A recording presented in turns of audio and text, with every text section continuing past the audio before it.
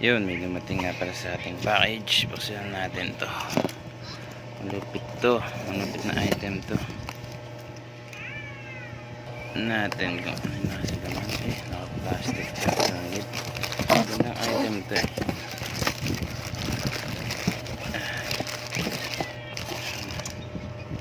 Natin loob. Okay, malinis. Wala. Ito natin pa. Yan natin. Uy, ito na yung matagal ko ng tinapangarap na cup. Napakamahal kasi na ito eh. May mga naggawa, may nag-restock, kaya mura siyang nabili. Yan, damn, look at that, the game. Napaka solid. Damn, Raptors to. Solid naman na ito. Baka kumuha pa ako ng big logo Raiders siya Memphis. Solid. The game. Ano lang to, custom lang ta, pero sobrang solid niya. Yan naman, tingnan niya naman. Damn, big logo na Raptors. Talagang fan ako ng Raptors, hindi ng team kundi ng design nila.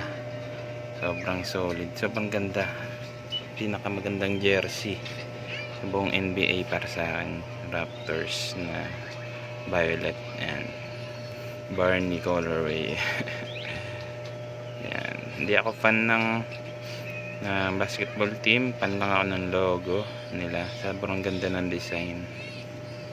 Itong old logo nila, iba na yung logo nila eh. Ayun, hindi ako fan ng design na yun. Gantong design lang. Yan, gusto ko. Ito yung Memphis na old logo nila. Yan, sobrang solid naman, sobrang pogi. At may malagkit dito, may malagkit dito. Sobrang solid. Ano naman yan? Oh, sheesh, Raptors.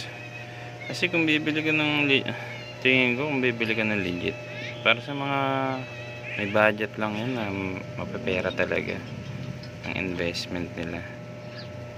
Tapos may mga,